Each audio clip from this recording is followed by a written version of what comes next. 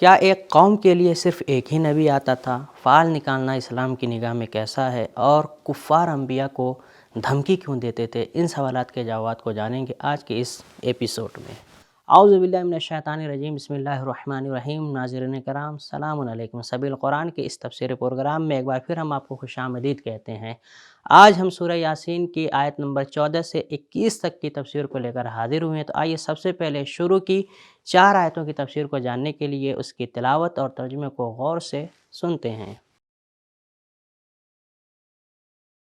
کتاب انزلناه الیک مبارک لیدبروا آیاته ولیتذکر اولو الالباب۔ بسم اللہ الرحمن الرحیم۔ اذ ارسلنا الیہم اثنین فکذبوہما فعززنا بثالث فقالوا انا الیکم مرسلون۔ قالوا ما أنتم إلا بشر مثلنا وما أنزل الرحمن من شيء إن أنتم إلا تكذبون۔ قالوا ربنا يعلم إنا إليكم لمرسلون وما علينا إلا البلاغ المبين۔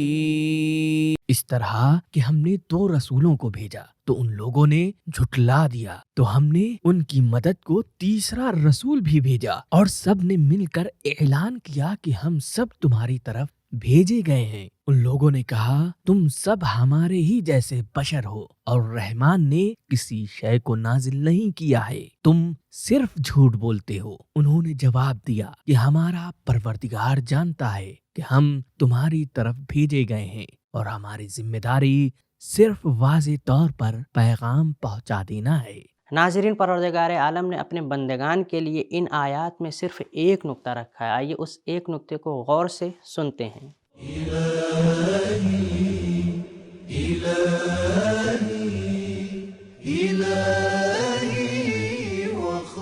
کچھ لوگ خدا کے وجود پہ یقین رکھتے ہیں لیکن نبوت کے مسئلے کو قبول نہیں کرتے اور کہتے ہیں کہ اللہ نے ہمیں عقل دی ہے، ہمیں وحی کی کوئی ضرورت نہیں ہے۔ یہ چیز خدا کی صحیح معرفت اور پہچان نہ ہونے کی وجہ سے ہے، جیسا کہ دوسری آیت میں فرماتا ہے وَمَا قَدَرُ اللَّهَ حَقَّ قَدْرِهِ اِذْ قَالُوا مَا أَنزَلَ اللَّهُ عَلَى بَشَرٍ مِّن شَيْءٍ۔ ناظرین، اس ایک نقطے کو جاننے کے بعد چلتے ہیں ان آیات کے پیغامات کو بھی سن لیتے ہیں۔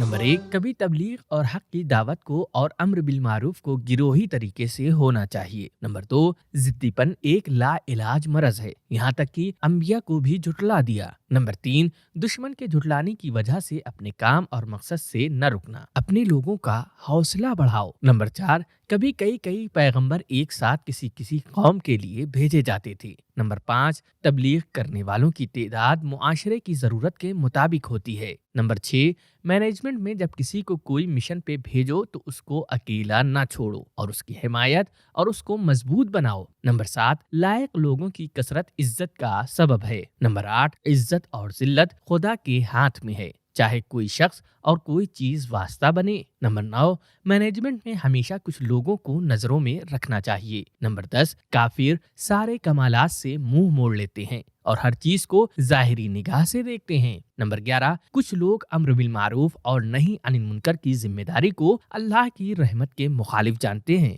اور یہ سوچتے ہیں کہ رحمت کے معنی انسان کی بے قید و شرط کی آزادی کے ہے۔ نمبر 12، دشمن کے لگاتار انکار کے سامنے اپنے دل کو خدا کی یاد سے مطمئن کرو۔ نمبر 13، انبیاء کی ذمہ داری حقیقت کو واضح کرنا اور معلوماتی تبلیغ کرنا ہے اور وہ نتیجے کے ذمہ دار نہیں ہیں۔ ناظرین، اب اس ایپیسوڈ کی آیت نمبر 18 اور 19 کی تفسیر کو جاننے کے لیے سب سے پہلے اس کی تلاوت اور ترجمے کو غور سے سنتے ہیں۔ قالوا إنا تطيرنا بكم لئن لم تنتهوا لنرجمنكم وليمسنكم لَيَمَسَّنَّكُم مِّنَّا عَذَابٌ أَلِيمٌ قَالُوا طَائِرُكُم مَّعَكُمْ أَئِن ذُكِّرْتُم بَلْ أَنتُمْ قَوْمٌ مُّسْرِفُونَ۔ ان لوگوں نے کہا کہ ہمیں تم منحوس معلوم ہوتے ہو، اگر اپنی باتوں سے باز نہ آؤ گے تو ہم سنگسار کر دیں گے اور ہماری طرف سے تمہیں سخت سزا دی جائے گی۔ ان لوگوں نے جواب دیا کہ تمہاری نحوست تمہارے ساتھ ہے، کیا یہ یاد دہانی کوئی نحوست ہے؟ حقیقت یہ ہے کہ تم زیادتی کرنے والے لوگ ہو۔ ناظرین، پروردگار عالم نے ان 2 آیات میں کچھ نکات بھی رکھے ہیں، آئیے ان نکات کو غور سے سنتے ہیں۔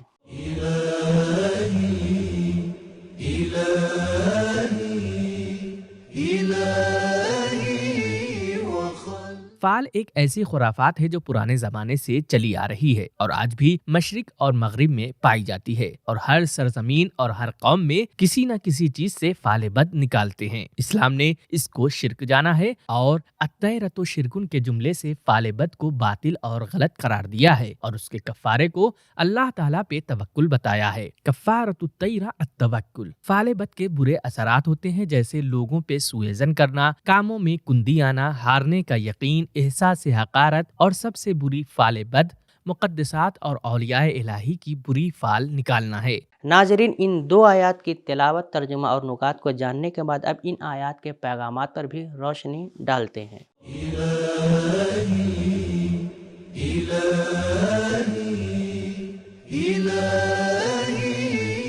نمبر 1، ہر گمراہ بات کا واضح اور روشن جواب دینا چاہیے۔ نمبر 2، کافروں کے حربوں میں سے جھٹلانا، فکذبوہما ذلیل کرنا، تطیرن بکم اور دھمکانا، لنرجمنکم وغیرہ ہے۔ نمبر 3، فال کھولنا اور فال بتانا، یہ سب جاہلی کافروں کا رسم و رواج ہے۔ نمبر 4، جس کے پاس منطق و عقل نہ ہوگی وہ خرافات میں پڑ جائے گا۔ نمبر 5، فکری گمراہی عملی گمراہی کی تمہید ہے۔ نمبر 6، کفر پتھر دل ہونے کا سبب اور انبیاء کی بے حرمتی کرنا ہے۔ نمبر 7، کافر لوگ منطق اور پیغمبر کے طریقے کے سامنے کوئی صحیح راستہ نہیں رکھتے تو ان کو جھٹلانے کے بعد ان کو دھمکیاں دیتے ہیں۔ نمبر 8، انبیاء کا کام لوگوں کی غفلت کو مٹا کر صحیح و سالم فطرت کی طرف متوجہ کرنا ہے۔ نمبر 9، اسراف کا ایک نمونہ سرکشی اور طغیان ہے۔ نمبر 10، ساری بدقسمتی کی جڑ اسراف اور ظلم و زیادتی ہے، نہ کہ خدا و پیغمبر پر ایمان لانا۔ ناظرین، اس ایپیسوڈ کی آخری 2 آیتوں کی تفسیر کو جاننے کے لیے سب سے پہلے اس کی تلاوت اور ترجمے کو غور سے سنتے ہیں۔ وَجَاءَ مِنْ أَقْصَى الْمَدِينَةِ رَجُلٌ يَسْعَى قَالَ يَا قَوْمِ اتَّبِعُوا الْمُرْسَلِينَ اتَّبِعُوا مَنْ لَا يَسْأَلُكُمْ أَجْرًا وَهُمْ مُهْتَدُونَ۔ اور شہر کے ایک سرے سے ایک شخص دوڑتا ہوا آیا اور اس نے کہا کہ قوم والوں، مرسلین کی اتباع کرو، ان کی اتباع کرو جو تم سے کسی طرح کی اجرت کا سوال نہیں کرتے ہیں اور ہدایت یافتہ ہیں۔ ناظرین، پروردگار عالم نے ان آیات میں اپنے بندگان کے لیے کچھ خاص پیغامات رکھے ہیں، آئیے ان خاص پیغامات پر بھی روشنی ڈالتے ہیں۔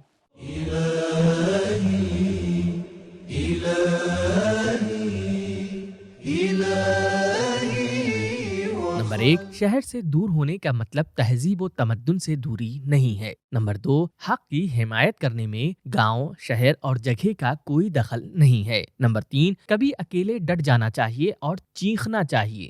وجاء من اقصى المدینہ رجل، امام علی علیہ السلام فرماتے ہیں حق کی راہ میں کم ہونے کی وجہ سے ہرگز نہ ڈرو۔ نمبر 4، حق کی حمایت کرنے میں لمبے راستے اور دوریاں مانے نہیں ہونی چاہیے۔ نمبر 5، حق کی طرفداری میں حوصلہ دل سوزی کی ضرورت ہوتی ہے، نہ کہ مقام و منصب کی۔ نمبر 6، حق کی حمایت شدت، تیزی، منطق اور محبت اور رحمدلی کے ساتھ ہونی چاہیے۔ نمبر 7، خاموشی کو توڑنا اور بولنا، چیخنا گمراہی کی جگہ پہ حق کی رہبری کرنے والے کی حمایت میں اس کی اللہ نے تعریف کی ہے۔ نمبر 8، تبلیغ میں خلوص کا ہونا لوگوں کو اپنی طرف کھینچنے کا سبب ہے۔ اتبعوا من لا یسألکم اجرا، حق کی طرف بلانے والوں کو لوگوں سے اس کا بدلہ نہیں مانگنا چاہیے۔ نمبر 9، ہدایت کرنے والوں کو پہلے خود ہدایت یافتہ ہونا چاہیے۔